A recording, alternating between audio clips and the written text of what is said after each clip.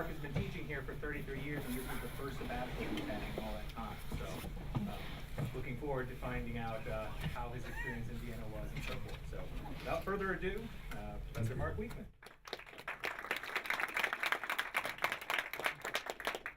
I hope everybody got the handout. It was by the door. I've kind of outlined my talk on there, and then I can go very quickly. At the top of it, it says psychology. Ology is the study of the psyche. And then I put down the old definition. Psyche means mind or soul. Now, today that's not in the textbooks. The textbook says psychology is the science of behavior or mental processes. How are those different? You know, the science of behavior and mental processes are things that are measurable, are scientific. This old one, you know, the study of the mind. What is the mind? You know, the study of the soul. What is that? That's even more questionable. But I think what happened on the sabbatical is I moved back to a better understanding of what mind and soul is, apart from the scientific parts that we usually talk about in psychology. So I hope you're not disappointed that I don't take you on a tour of Vienna. I'll tell you a few things about Vienna, but this is really more a tour of my 30-some years teaching there. This process that I've gone on, and specifically how it changed over taking a semester off, a sabbatical, and I was able to think about, you know, how I think about psychology. Specifically, the big, you know, holy grail in psychology is why are we broken, and what does it take to fix us? You know, what is it about human beings that is broken? And so many psychologists had so many different ideas. There was a time in my life where I quit being a psych major and I became a biology major. I was set to teach biology, but underneath it was still that desire for psychology. And the reason I left psychology is there's so many answers, and there isn't one answer. Or in biology, it's you memorize the life cycle of a fern, and it's the same 20 years later. But I realized the error of my ways, came back to this quest for why are people broken. And so what I'm doing here in this lecture is, you see at the beginning there's 4 different parts. Where was I? And if some of you have been my students in the past, those first 6 points there are really kind of things that I try to summarize in general psych for the last 30 years, because I felt like they were kind of a basis of putting 2 things together, psychology and Christianity. You know, how do you be a psychologist and be a Christian? There was a pastor in the US that once wrote a letter to President Meyer, and the letter said, why do you even teach psychology at Bethany? You know, it's a Christian institution, you shouldn't teach psychology there. And so I thought it's always been important for our students to know how they can be Christian counselors, you know, Christian psychologists. And so I've divided up into 4 parts: where I was, and that kind of gives us a part to start at. Then my journey and my insights, and finally the big question is, how can we feed our soul, or how can we feed other people's soul? And what is the soul, and what does it mean to move towards health, psychological health, as far as feeding our soul? And I was hoping that you picked up a blank sheet of paper along with my notes, because at the end I want you to write on that a little bit, even if it is just to hand in to me, as you know, as the thinking goes on about this. I'd love to meet around a round table with a few of you later, you know, and if you're open to that, maybe you want to write that on that sheet of paper too. So let's begin the journey. Where I was. These are all standard concepts that are pushed in the general psych class that I've taught over the years. And the first one there is the blind man and the elephant. And most of you know that poem by John Saxey. I know I've used many places to make points. And you know, the poem is about, there were 6 men, I guess it's 6. There were 6 men of English stands learning much inclined, who went out to see an elephant, though all of them were blind, that each in their own opinion might satisfy their mind. And so then all these blind men go up and they're checking out the elephant. And I don't know if you look at that end of the board, do you know what that's a picture of? That's an elephant with low self-esteem, I think, because everybody just sees him as an ass. I'm sorry. So these blind men go out to see the elephant, and one thinks the elephant is a wall, and another one thinks it's a tree. You know, one thinks it's a snake when he grabs the tail. And so they're arguing about it, and I think it's like that with psychology. Psychology looks at the human being, and we see the persona. the outside mask that we wear, but we don't really see who man is. And so what kind of human being are we? And these three people from Vienna, the three Viennese psychologists, they each had a different thing that they looked at. In the Freud, he was really saying there's this unconscious part of the human being, and that's the part we have to understand. And sometimes this theory is called man's world of pleasure, because the unconscious mind wants pleasure, and we do all these things that we don't even realize we're doing because of the pleasure that we need. And then Adler comes up with a human being and says, what we really need is social relationships where we can take care of our inferiority and make it power, and have some power over other people through social interaction. And then Viktor Frankl, he said you need meaning in your life, and so if you want to understand people and fix them, you have to help them find some purpose. And if you look at the Bible, I've always said that the Bible says we're a spiritual being, and wouldn't it be great if you could describe what it means to be a spiritual being? It's almost, we don't have words for that, and so it's always been my goal for each student when they finish that class to define themselves as a spiritual being. But I want you to notice one thing. When I did this, I took spiritual and I separated it from all these other things. I put it over here, and I put my soul in there too.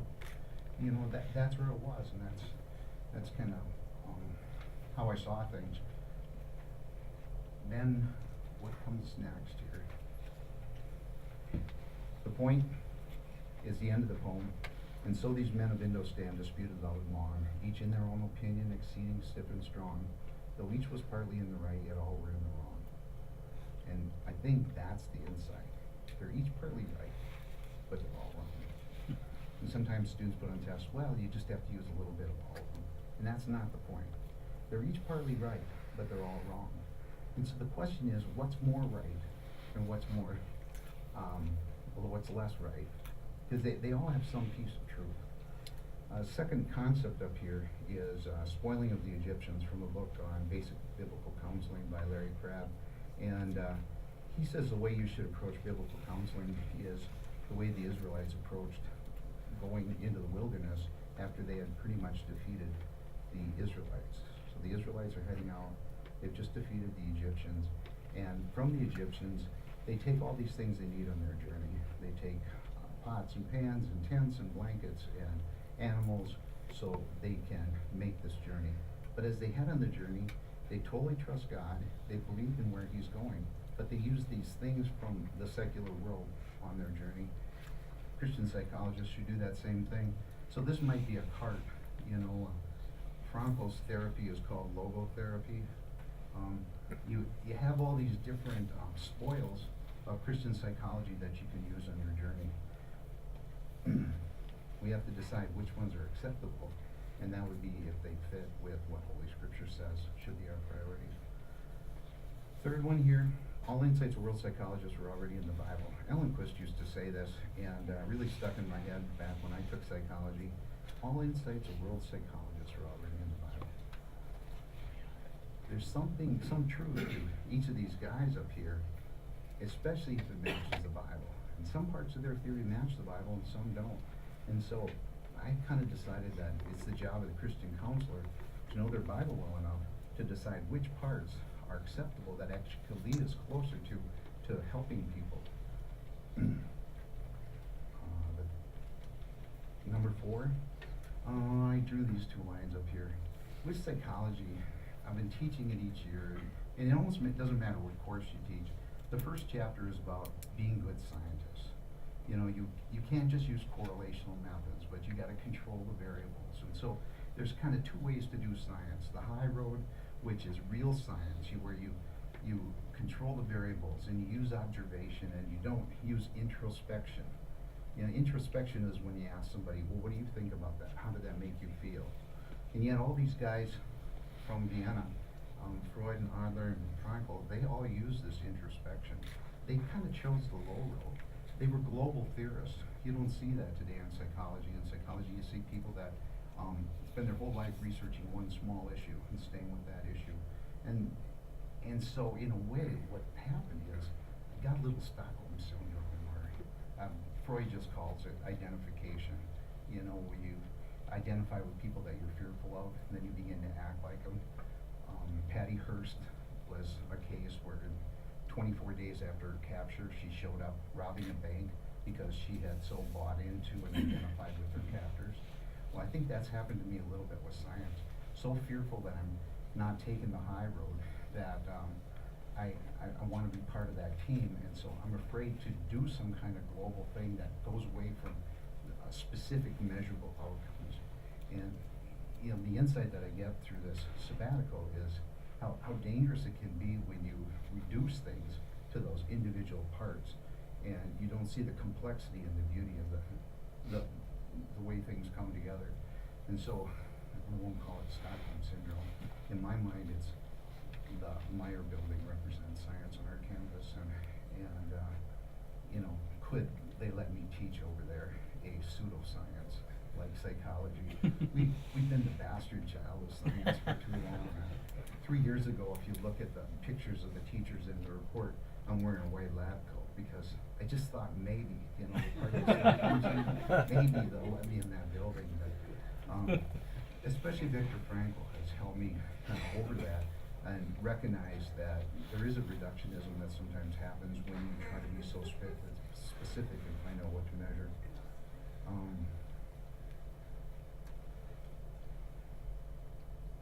Number 5, the merry-go-round of life. Imagine a circle, and at the top of the circle is a vague sense of emptiness. And then next to that is, what do I need to fill that vague sense of emptiness? I need something. And you choose a goal, and then you make a plan, you work the plan, you achieve the goal, you feel satisfaction, and satisfaction lasts for a while, and then it's a vague sense of emptiness. This is the merry-go-round that most people are on. Round and round they go. Now, could you ever get off that merry-go-round? The truth is, I think people don't really, they can be happy as long as they're good at achieving their goals. Vague sense of emptiness. What do I need to be happy? I need a new job, I need a new car, I need a new wife. Whatever it is, you pick that, then you work the plan, you achieve the new thing, for a while you feel satisfaction, vague sense of emptiness. Is there any way off the merry-go-round? Sometimes in church you hear pastors talk about a peace that surpasses all understanding filling your heart and mind. You know, that could be the thing that gets rid of the vague sense of emptiness. I would suggest to you that part of that merry-go-round of life is because we lose track of our need for a relationship with God. And we find all these things to satisfy us for a while, but that relationship, that aching pain from down in our soul, you know, all it comes up as is a void of emptiness, and then we find something to fit it. When people aren't good at filling it, you know, sometimes then they quit trying to make goals, and that may be neurosis right there. So that's been part of it. And then, what part of the human personality should we focus on? Living in 2 kingdoms. Yeah, most of my students have the Holy Spirit in their soul, and it changes their motivation to thankfulness, but at the same time, you got this sinful nature, and there's this war going on between the old man and the new man, and you know, who are you today? And we live in 2 kingdoms. Not only are you 2 different people, like a dual nature, you have 2 kingdoms that you live in, and the one that we're most aware of is the one that comes from our conscious mind, and yet our soul is more in our unconscious mind, and it's not really very aware of reality. I brought along this stuff here today to kind of make this point. Just like over here, you know, Freud is emphasizing the unconscious mind, the part of the mind that's so deep in that we can't know it. I wanted a way to represent that, because in the study of behavior and mental processes, we're really doing this. We're taking the brain, and we're saying, let's study the behaviors that come from stimulation and hormonal changes and all the things that happen to the brain, and the mental processes that go on, where they're located. It's the physiological brain is different than the mind, you know, but the other definition says study the mind or the soul. And throughout history, when it comes to understanding life, water is being used, so I'm gonna use water. One of the humors here, to represent life. So this might be more like the subconscious mind. And we can't really measure it. I think if I put the brain, the skull in here, and now I pour in the life, I've got this living entity that's down below the conscious level. Yeah, I've got this thing that's going on that Freud noticed. And that'll come into play as we talk here. So what part do we do? Let's start my journey. My journey. What happened on my sabbatical? People ask me, well, what happened on your sabbatical? And they want to say, they really ask me, where did you go on your sabbatical? Well, I went to Vienna. But, and when we were there, we probably, I can't speak for my wife, but I had my second honeymoon there because that first one was terrible. We got this Pension Soccer where it's right on the main square. And the way Vienna is built is it's in circles. And so the very center of the circle is the square. And we're on the 4th floor and open the big doors and hear the clip-clop of the horses and the hundreds of voices, you know, would put us to sleep at night unless they were doing a demonstration by the church. And that church, Freud called that abominable steeple because in his life he was born in Moravia, and then he made this trip through Leipzig and then to Austria, and his nanny had told him that, you know, it was a trip to evil, it was a trip to the big city, and he felt like he was going to hell. And when he saw the gas lantern in Leipzig, he was sure that was the torch of God, you know, predicting the future end for his life. And he gets to Vienna, and right in the center of town is St. Stephen's Cathedral with this giant steeple that's saying, God is watching you, you are bad. And he felt that darkness all over him because he saw God as something that was threatening to him. So we get to stay right next to that. And from there, we were lucky enough to have a student here a few years ago, Jessica Mueller, who actually grew up in Vienna. And her father went to my high school up in Carver County and had been in my sister's class. So when Jessica came here as a student, I met him, and he was a Gustavus graduate, and so he's a little concerned about the academics at Bethany. And we had a little talk about the one thing needful and our roots in the Missouri Synod. And then his daughter was our student here for 4 years, and just a wonderful 4 years. You might remember her as a young lady that liked to do Hammerschlagen, some dance where she would slap her foot. That's true. Yeah, Hammerschlagen. But Jessica was a year graduated, and she was working in France teaching German when we were there. But her parents were so nice, they let us come into their home. But her father is a professional tour guide, and if you ever want to go there, you should contact this man. He is so friendly to Bethany people. He showed us, you know, all these places. We spent a day at Freud's house, and we spent a day at Frankel's house. Adler isn't quite as respected in his hometown. I almost have to go to California to, you know, be part of the Adler Institute. But I just had a wonderful time there. I have to tell one story about Jessica. In class, I know she's a freshman. I know she's from there. And it's the second week of class, and I think, well, I'd give her a little attention. So I say to the class, well, we're going to study Sigmund Freud today. Does anybody know where he's from? And I'm looking for, you know, Vienna, Austria. I know. Okay. 19 Bergesi Street. Bergasi, you know. And that was even funnier when I went there. Austria, Vienna, feels like the center of the world. You know, they see that, and the center of culture and literature. And, you know, for her, it wasn't like, was he from Vienna? It was like, what street in Vienna was he from? You know, it's that feeling. And so it was fun to learn about where these guys came from, because really a big question is, how could 3 Jewish men decide to focus on other people and make such a difference, especially when as a race they've always been picked on. You know, Freud's father once said to him, I was walking down the street, Freud's 12 at the time. I was walking down the street and a man knocked my cap off, and he was a Christian, and he said, "Get off the street, Jew, I'm walking by." And Freud felt that his dad was weak, you know, that his dad, he would do things differently. And part of the reason why he stayed in Vienna so long, and 4 of his sisters were killed in the camps, but finally his daughter Hannah, his favorite daughter, was taken by the SS and questioned for a whole day, and at that point he decided he better get out of there. The other 2 guys, Franco, he ended up in the concentration camps, and that's kind of an interesting story too. He could have left with his wife and daughter, but he was really thinking seriously about doing that. And he came home one day from work, and his father said, "They've blown up our church." And he was carrying a stone that was from the front of the church, and it got on the 4th commandment. And Frankel saw that and thought, I can't, you know, I should obey my parents, and I can't leave them. So he decided to stay. And it wasn't 2 weeks later that they were taken to the concentration camps. He never did see his daughter or his wife. They died there along with his parents. And yet at the same time,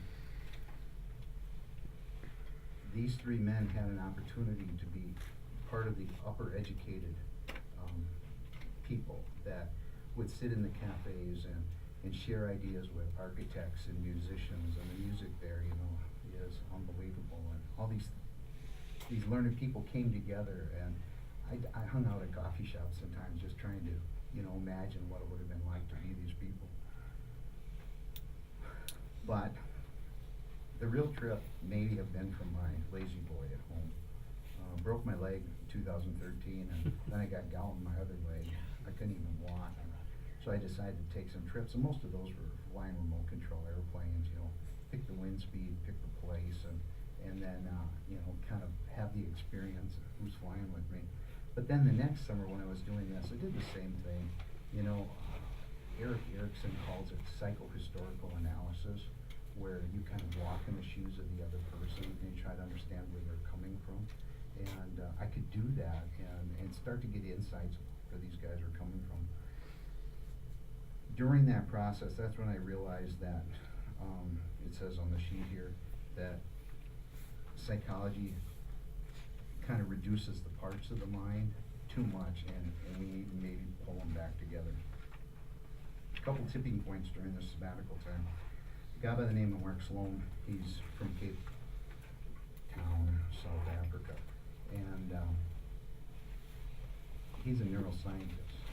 Now, he's a scientist, he's taken the high road, but while he was in school, he was there because his brother had fallen off a roof and had traumatic brain injury. And his brother then would be in different places, you know, like being describing like, hey, we're here at the football game. No, we're not at a football game. And his brother would be like saying things that didn't make sense. And why was that?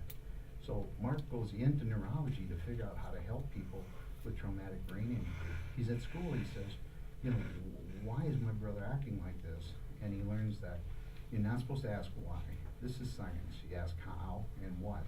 But leave the why questions to the philosophers and the religious people, you know, theologians. They can tell you why. We study what we can observe, what we can test. And he didn't like that because really he was there to help his brother. And that's when he met Freud in writings, because Mark's about my age. And what he learned from Freud was Freud suggested that instead of having just a conscious mind that's broken, you know, there's this other part of the mind down here. And down here, there's this wish fulfillment, you know, and there's defense mechanisms that protect us from things we're uncomfortable with. And so, could that be true for people with traumatic brain injury?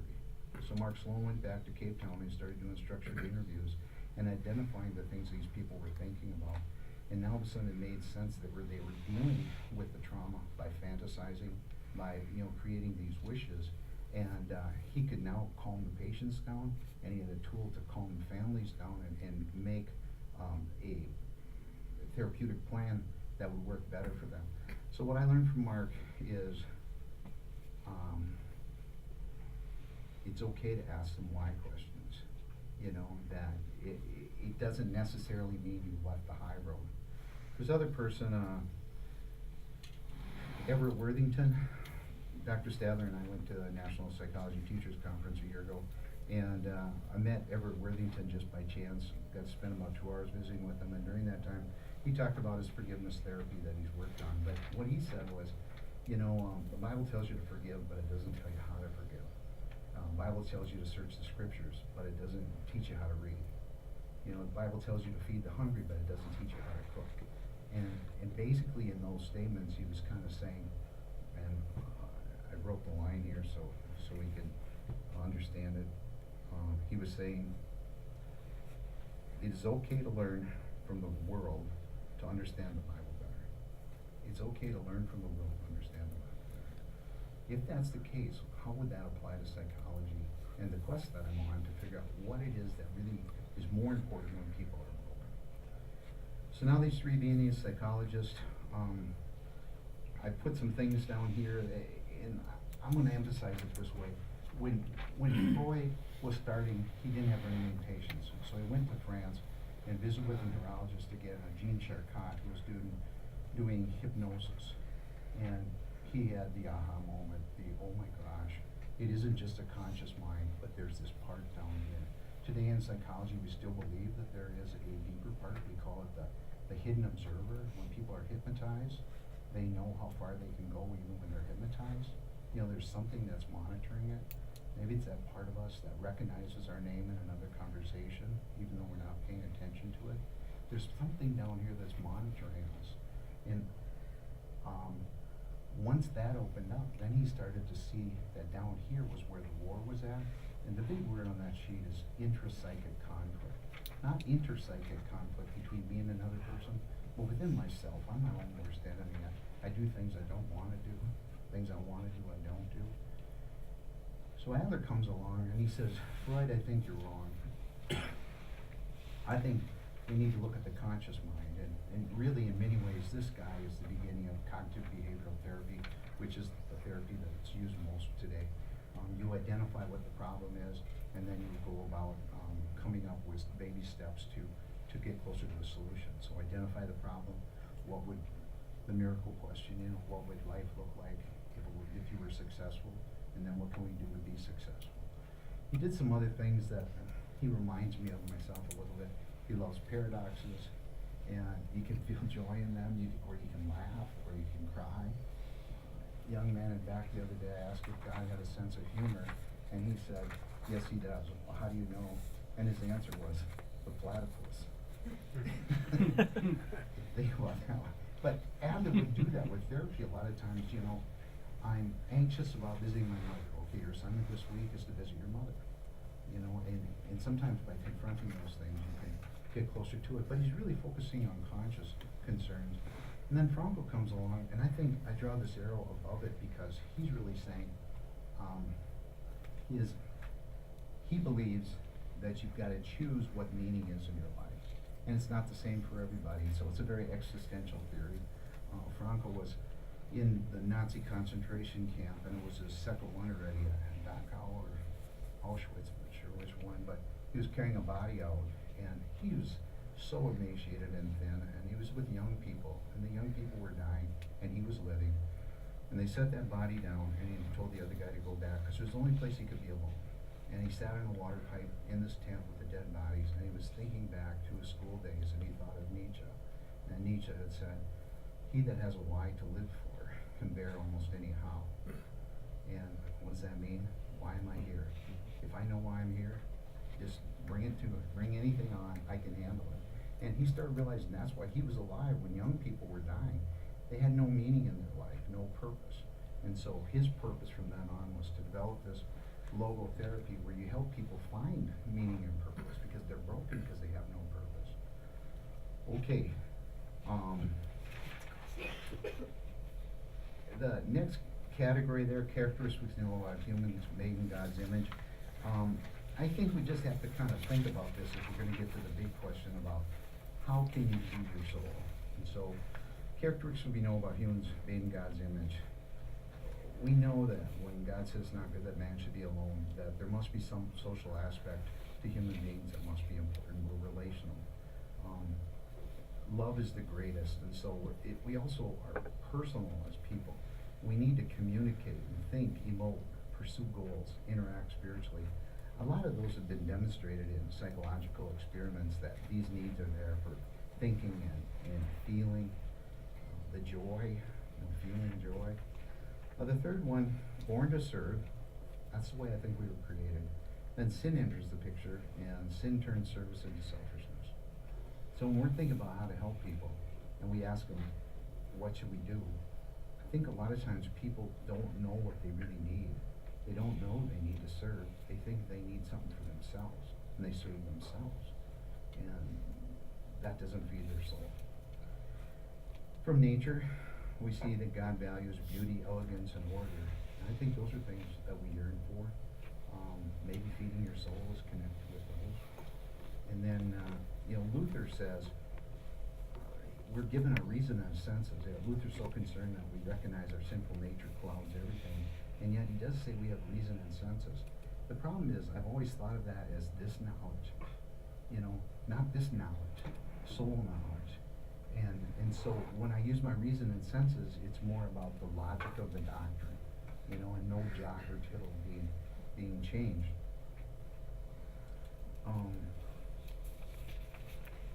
The last one from social psychology, those are some characteristics. Just like nature teaches us about beauty, elegance, and order, F is kind of what psychology teaches us about human beings. So the end of the sabbatical, my new insight, my reason and logic pulls me away from my real self. My real self is interwoven between all these different parts of who I am. My unconscious, my social needs, my purpose, my spirituality. And sometimes if I do it up here, I lose the sense of who I really am, which I think is down here. Down here in the unconscious of life. I yelled at my students this morning in counseling strategies because they wouldn't change that. They get in a situation where, tell me what's on your mind, and the person talks about a problem. My students, when they counsel, they want to say, why? And we spent the whole day explaining why. You shouldn't say why. When you say why, you're focusing here. And if you look at, like, Jesus on the road to Emmaus, he'd gone through all that. These two disciples are in this spiritual angst. They're walking along. If I was Jesus, I would have done it differently. I would have said, hey, you guys, figure it out. Look what I just did. But he didn't do that. He walked along with them, and he asked them questions. And they described what they were going through. And it's not until they get there and they invite him in to eat that they realize, he's their savior. On this road, he was doing counseling, and it wasn't this straightforward stuff. And so, reason and logic, sometimes it pulls us away from a more complete understanding of what it is that's really bothering us. The expanded soul is not separated from the spiritual category, like I did over there with the elephant.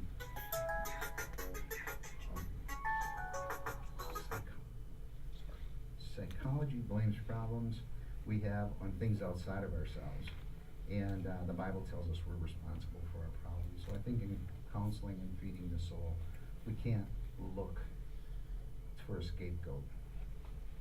Our soul yearns for a sense of adequacy. Adler, that might be his insight. And did you notice on the sheet that it said, Adler says all neurosis is vanity? Maybe that's it, that we're trying so hard to prove that we're adequate, that we get anxious and we fall apart. Oh my gosh, if I don't get an A on that test, and you get so anxious that you can't even pass the test. The hidden observer idea, here's the big one. What if our hidden observer is our soul? What if, instead of this just being an unconscious mind that we can't really study, and yet is pushing the wish fulfillment that Mark Sloan was looking at, what if this is soul? You know, all these are parts of it. And it's confused. I used to think the sinful flesh is what, you know, like hormonal draws. Sinful flesh tempts me to sin. But my soul sins. You know, it's not just my sinful flesh. I had even separated those two. It's my flesh that's making me sin, but my soul is apart from that. No, my soul has yearnings. Yearnings for pleasure, you know. And the next insight on there was about these three guys. I'm looking at these three theories. Who's right? You know, is it our will to pleasure? Is it our will to power? Is it our will to meaning? Well, once you start thinking about soul as fighting this war down here, I suggest to you that the meaning we're looking for is for service and purpose. And Adam knew who he was. You know, that's the meaning. I'm God's child. I have a job to do. He knew who he was. When you don't know what to do with that meaning, you may turn it into selfish need for power or need for pleasure. So I think this is the base, and these two are often the result more of that sinfulness that messes us up so much. Number 10, my soul desires pleasure and wants to rebel. And I compartmentalize this in this flesh. What I wanted to say here was, you know, have you ever met a reactant child? The one that says no to everything? If you tell them to go that way, they want to go to the right. Yeah, I think in that child you see this desire just to I don't want to do it your way. I want to be in charge. And so often, the soul wants to serve. But the sin thing messes it up. And then we think we got to have control. And it turns into neurosis. Anyway, that's kind of where I went on this journey. I changed soul to something that really incorporates a more complex part of us. It's when your soul leaves you, you die. You know, we can't really study it. And so we end up studying this. And now the question comes, how could we actually help people get better? How could you feed someone's soul? And here's the struggle with the question with feeding somebody's soul is, you know, if we were pastors, we want to, I mean, the Great Commission is for all of us, not just pastors, but we understand that eternity in heaven, you know, when we know who we are in Christ, then we can have eternity. But as counselors, sometimes people want freedom from the pain right here. And so I think we can feed their soul that may not lead to eternity, but it can get close to the things they need. And so the line that is the most striking in this whole thing is the one that says, our soul yearns to look outward, you know, focus on something other than myself. My soul yearns for a relationship. And my relationship with Christ would be great, you know, and Christ kind of re-heals the relationship that Adam had with his creator in the garden. And that's wonderful. But other relationships can feed our soul and can fill us and give us meaning and purpose. So when I say, how can you fill your soul? I think it's relational, and I think it has to focus out. You know, those are two big things. And so I want us to have a little discussion for a couple minutes here and really try to answer that question, but I'd like you to write something down. And so the question is like it says here on the paper. So many people, lost souls today, they have despair. And then how can we better feed their souls? And just to kind of get your thoughts revved up, I brought along two pictures and a story. This first one is of Bruno doing volunteer work at Mount Olive.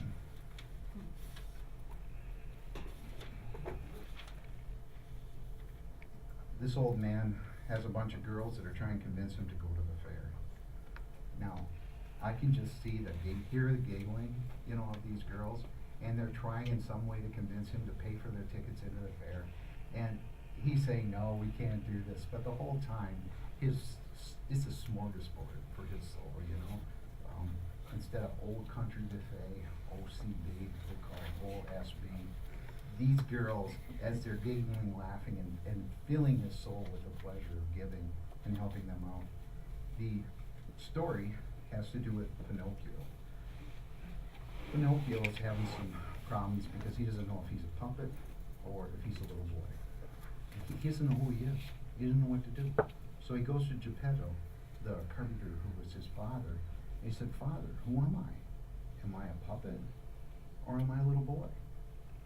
And Geppetto says, "You're my son, and I love you." Pinocchio thinks about it. "Well, if I'm all right with you, I must be all right." That's soul food, when you know who you are, you know, and it would be great if you could know who you are in Christ, but you can know who you are through other people too.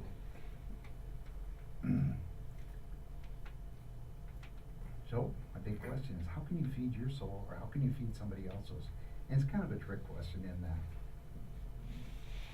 you know, God dares us to outgive him.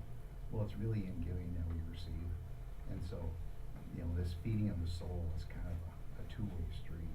It's not the selfishness or sinful behavior.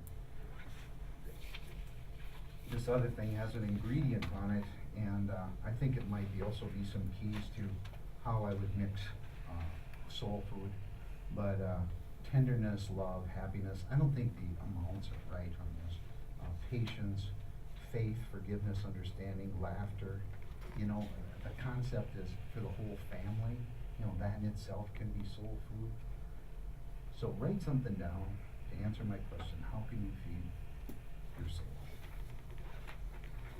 How can we feed our souls? You have somebody right away. First thing you do, you don't say why, right? You don't go up here. You can see where there can be problems down there. But how do you get there? I actually think this is a good start. Be still. Take a sabbatical.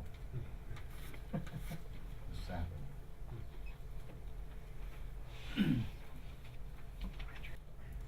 I wrote down, listen. We don't listen to our own souls or others, therefore we must listen to what the person is saying. Like now we're in such a fast pace, we don't really take time to actually listen, slow down enough to hear somebody out. Yeah. Time with this other person. They're important. They need to sort through. And I'm there to be with you. So who gets the food there? Whose soul are you feeding? Yours or the person you're helping? I think at that point, both. I think so too. Yeah. I think about, feeding both, and the end of St. Francis of Assisi's prayer, I think is beautiful. It says that, in giving we receive, in pardoning we are pardoned, and in dying we are born for eternal life.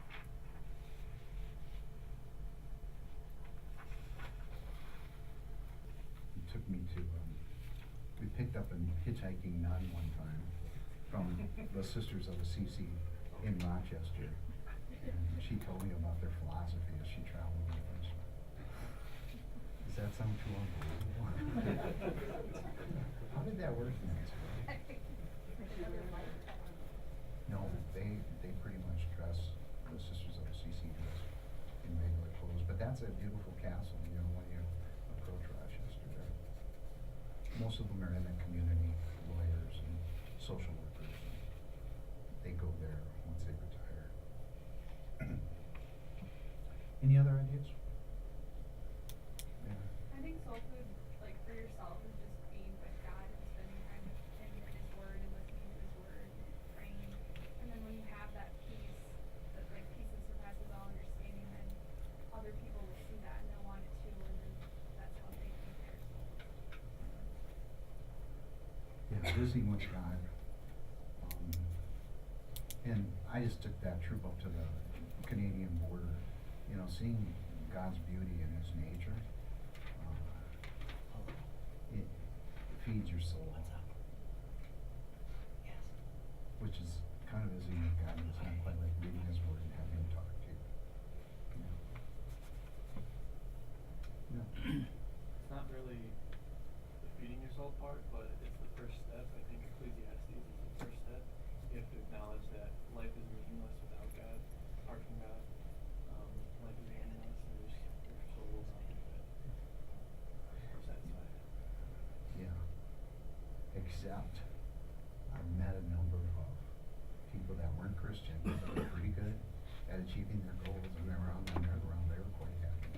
You know, so it's meaningless for eternal life, but it may be the meaning of life for them. And that's kind of what I do with these three guys. It's like, how close are they to right? You know, is one of them more right than the other, and how can I measure that? And with Freud, I love that he talked about an intrapsychic conflict that's going on down here, not up here.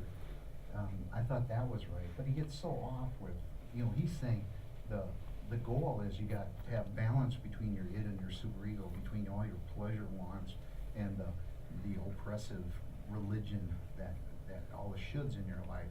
And so most people are repressed, and so the goal is to release the id, you know, and have catharsis, and through that get better. Well, that is so wrong as far as the Bible goes. So it's just the opposite. And probably the reason why in 1979 there was 7 cases of rape by Freudian psychoanalysts in the state of California, because it makes sense if you want to help patients release their id. It leads to abuse. With Adler, you know, is he more right? Well, he's focusing on what I think would make me better. And that's so dangerous, because I think the problem is down here. And then with Franco, he's an existentialist who's basically saying, you choose your own meaning, and then truth comes from that. Wouldn't it be so much better if you had the truth of scriptures, a solid base, and you found your meaning there, you know, and then translated that out? So his might be closer to finding meaning, but we get so tripped up by a sinful, selfish self that we don't see how they fit together. My hope was that each of you would challenge yourself to try to do more work on feeding souls. And maybe by this expanded definition, you know, when you see a problem, you see it not in terms of some thing I gotta say why so I can figure out, you know, what would be the best step to achieve the goal. But you see it in terms of some kind of struggle down here. And if you could help that person get closer to answer the questions of, you know, who am I, is such a big one here. You know, what is it that, who am I? You know, what is beauty, and how do I find beauty, and how do I find meaning? You know, then you could actually help a person move in that direction. And they wouldn't necessarily have to be Christians, because there's 2 issues, the 2 kingdoms we live in. And it seems like with psychology, it'd be great to help with eternity, but sometimes you're just helping with time. One final idea on what you're gonna do to feed your soul. Anybody? You verbalize it, your ears hear it, it might happen.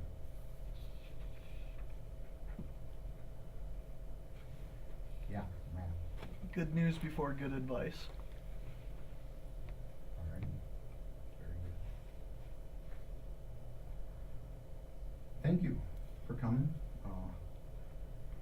If you'd like to be part of continuing this discussion on your little card where you made a suggestion to me, if you could put your name and address, and then maybe we find a time. And I got this idea that Sigmund Freud and Alfred Adler started the Wednesday Society, and they sat around and they talked about ideas, and later became the Psychological Society.